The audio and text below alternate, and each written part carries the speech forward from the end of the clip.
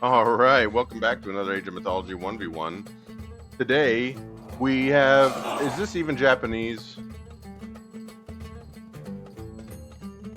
Yeah, it is. Okay, yeah, this is new. Alright, new DLC time. Hell yeah. Alright, in the bottom right-hand corner, we have a Japanese player playing as, this god is Amaterasu. Playing as Japanese. Look, he's got the cool new Kitsune scout. Oh my god, look at it. It's so cool. Right now he's gathering food and putting up a shrine around the wood. Yep, turning them into cherry blossoms. This helps him gather favor. I read up about the new Japanese civilization. So we'll see how this player does it. A watermill. There's a watermill. Drop site for food and wood. Okay. Sounds good to me. Putting it right next to the hunt and the tree line. This player knows what he's doing for sure. Anything special about the commoner? Gathers resources and constructs buildings. All right, that's enough for a Japanese player named Japan. Let's take a look at the other side of the map. We have a Norse player named Dabbing Cat playing as Thor. So we're gonna have some Norse gameplay. He's using a dwarf to tank the rhino, bringing it to the town center.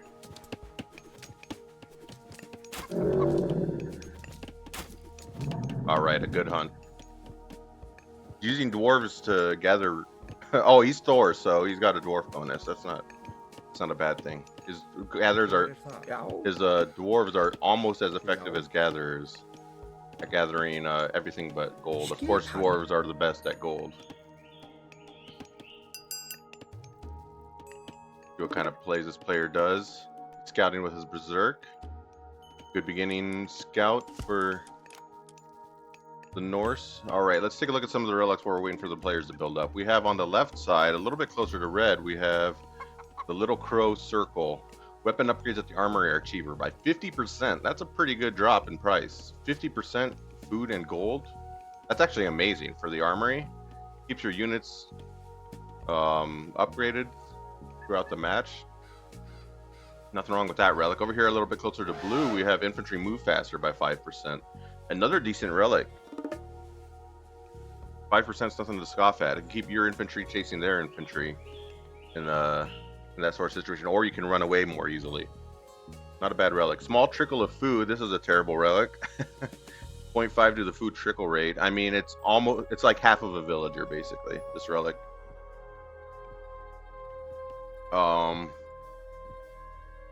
But it's for free, right? So it's not so bad. Anyways, on the top closer to red, we have a lot of the relics a little bit closer to red this time, but we have increased attack of counter infantry units. This is going to increase the throwing axemen for the Norse by 5%. Attack damage. That's not bad for the axemen. That's actually a great Norse relic by 5%. So then we switch over to the Japanese. His samurai are going to be the ones dealing bonus attack damage. That could be interesting. Oh, that Kitsune is just running around. That's so awesome. Increases the speed of nearby friendly units, so it can act as a support unit in an army as well. Really interesting. I'd like to see what kind of strategies come out of this Japanese player here. His name is Japan, so he's really representing Japan here. A nice little micro. Put his villagers inside, and then have them teleport outside of the town center. Just a little bit of extra micro that you can do there. Zerk building a house out here. He doesn't want to see blue coming out for this gold. Red collecting a relic. He's got the grass cutting sword, making his infantry move faster. I wonder if that works on the Herser that he has here. It has 5 movement speed right now. Is it 5%? What did it normally have? Like 4.8 or something?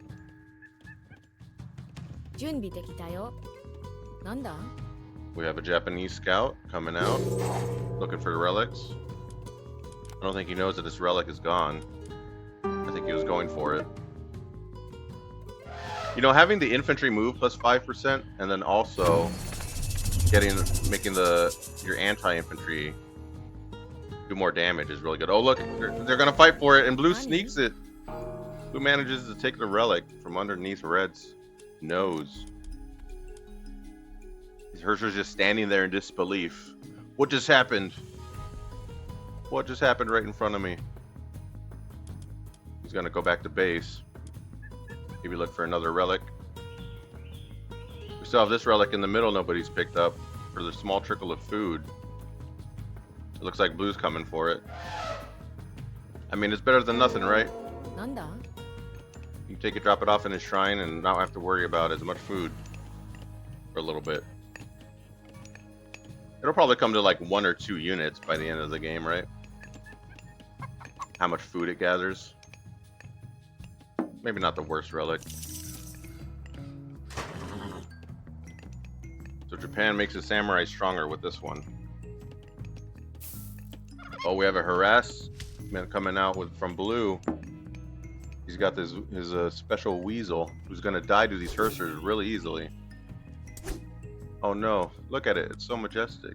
It's got little claws on its arms. Oh, it's dead as fuck. Goodbye.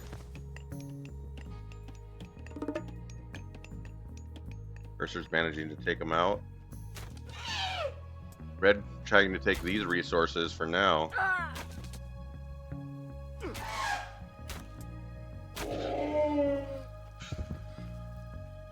There's gold over here. There's food. Not a bad place. Take some resources. Off in the corner. You typically want to take resources that you can away from home first. That way you have the ones at home to rely on if things go south. But everybody plays differently. Blue's been building some spearmen here. He's got an archer as well. These are your typical units. Spearmen are strong against cavalry, do bonus damage 3 times as much. And the archers are typically good against infantry, doing 1.25 damage. Instead of 8, they do 10 damage to infantry. Like this berserk, who only seemed to have took 2 shots. Manages to sneak by, sees that Blue's expanding. Take a look at what Red sees.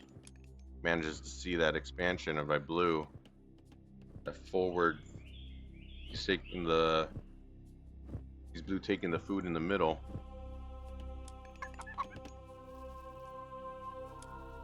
Will he do anything about it? He uses his searchers to build a wall here. This is gonna protect these villagers right here in the corner. Nice little safe haven for them to take the resources. I like that.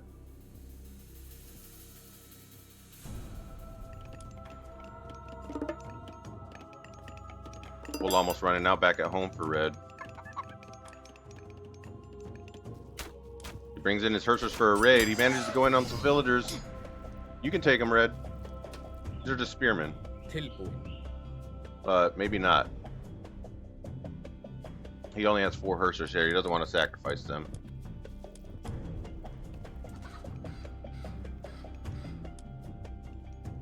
So coming out, take some food over here. It looks like. Why not build it right here? You know it's. Never mind. Or right here. Oh no, you can't get the gold with the watermill. Nani? Nani? Nani?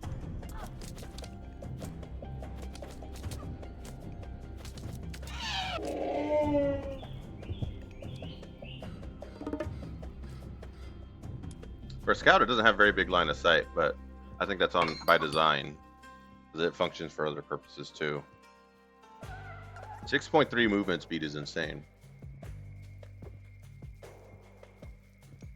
That's a fast boy. Who's still building spearmen to protect his villagers here.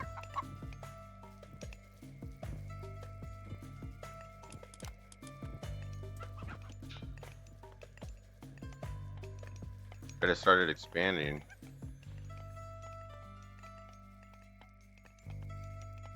wish walls were cheaper, because you have to dedicate resources into it. Gold being the problem.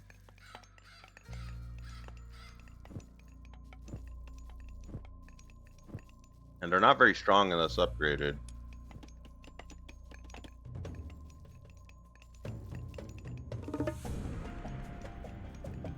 Because I wish you could build like networks of walls. Like, why can't red then build like another wall here and here to protect this gold and these resources? We've got a small fight in the middle. Looks like a spearman died. The problem with walls, though, is you're kind of locking yourself in your base, you know? Is you're pretty much announcing that these are my resources, and everything outside of it, you're not going to go for, or you're not going to protect. Until you build walls for those, of course. We got a hill fort coming out from red, right outside of its TC. He decides to cancel it. With throwing axemen coming out, they're going to deal some serious damage to these spearmen. Red doesn't have any cavalry, so blue dedicating into so many spearmen is probably a bad idea. He probably doesn't want as many myth units either, since the Norse could definitely get a lot of Hersers. These Hersers are going to shred any mythological unit they come next to. Archer's doing some damage to the throwing axemen.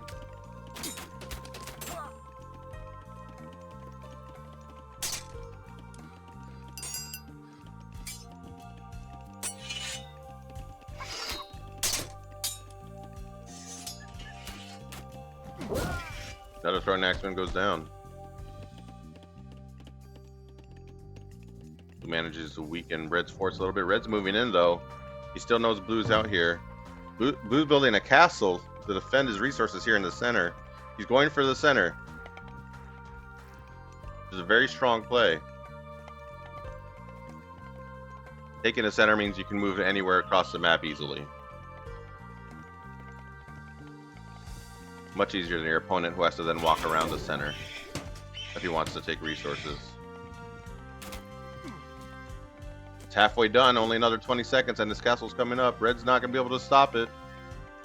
Blue's going to take control of the center.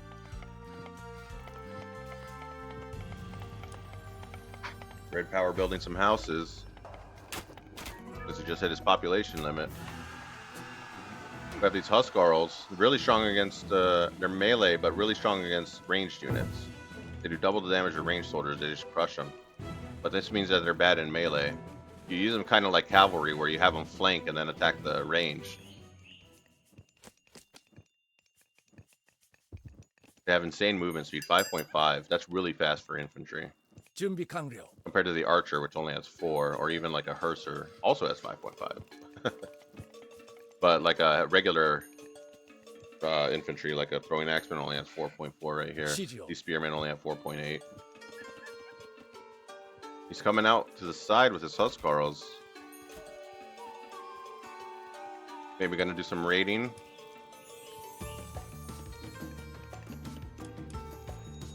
He doesn't know Blue's expanded down here. Gonna come take a look at the middle. Ooh. Taking damage. Taking lots of castle damage. You don't want to be here, Red. Maybe he's trying to scare him away, so then he can come in with his main army.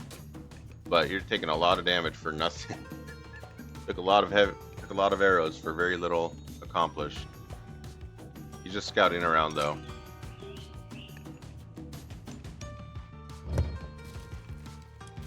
Is Blue gonna build a town center here? He's thinking about it. We have a fight in the center. Looks like only really a spearman went down.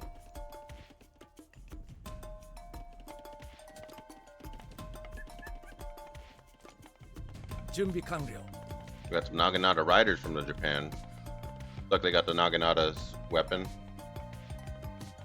Let's take a closer look.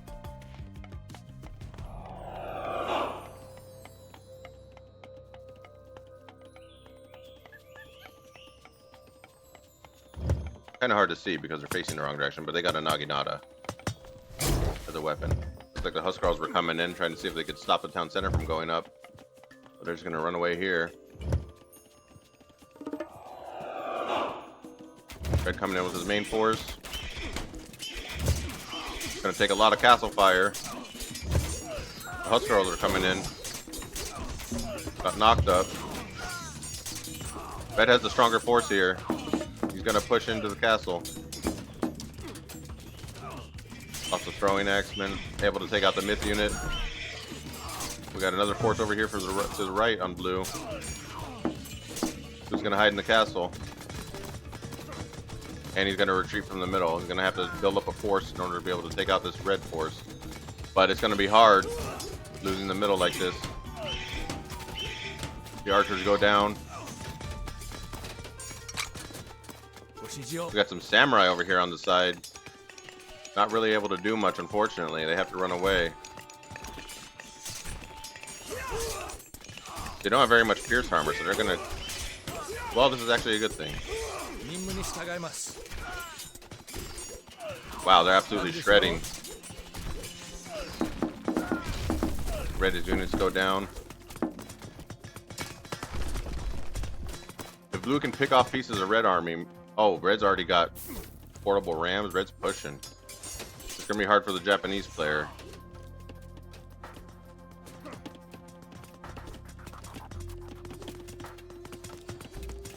He's using some dojos. Lots of dojos here in the middle.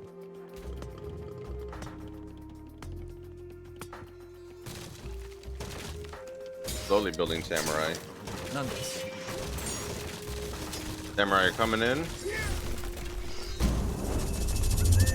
Alright, we have a knockup. Thunderburst. These waves get bigger too. This is gonna knock up red's units. But it doesn't do a whole lot of damage.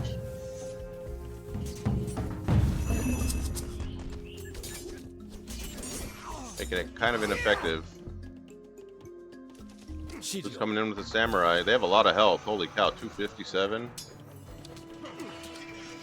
Strong against infantry.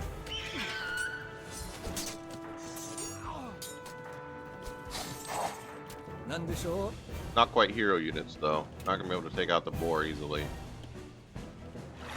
We have another myth unit coming out. I don't recommend myth units against Norse. They have a lot of Hersers. They have a lot of hero units that they can build.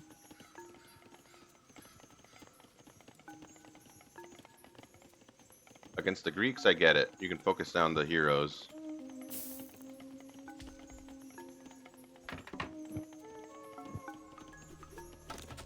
Red now takes the middle with his hill fort.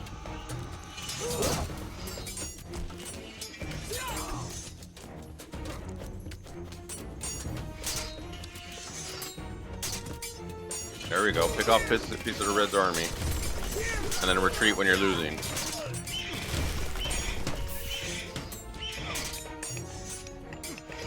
Who can probably fight these Huskarls?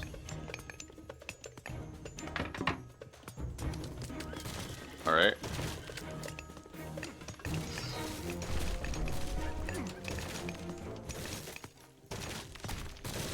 Red has a much larger force and he's coming in with more units. Red is just pushing. Constant pressure. I don't think there's much blue can do about this besides fight.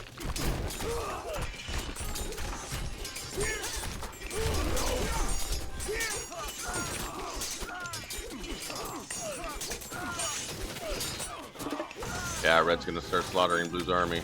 Blue's down to his cavalry archers.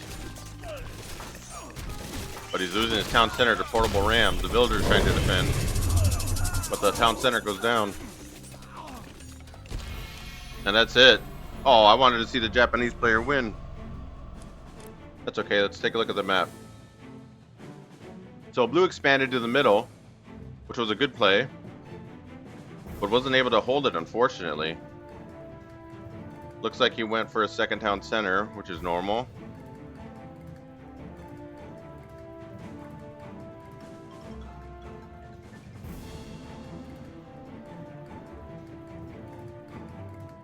Expanded and built these stables over here. He was taking gold.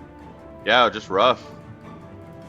He tried his best, but I think it was an ineffective use of his, oh, he got the tree.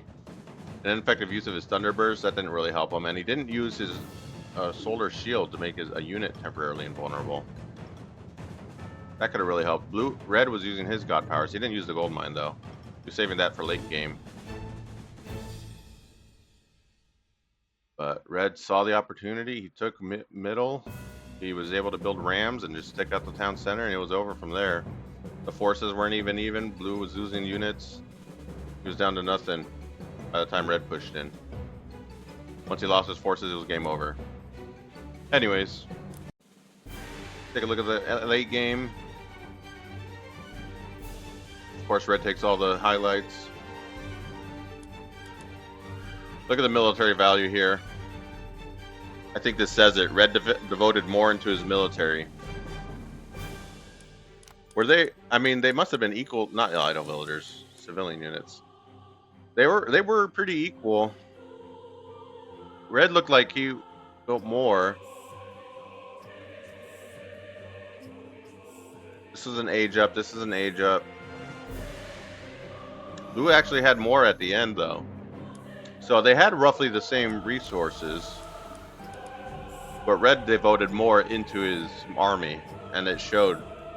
Here, blue suffered a considerable loss. It was down to nothing, while red still held.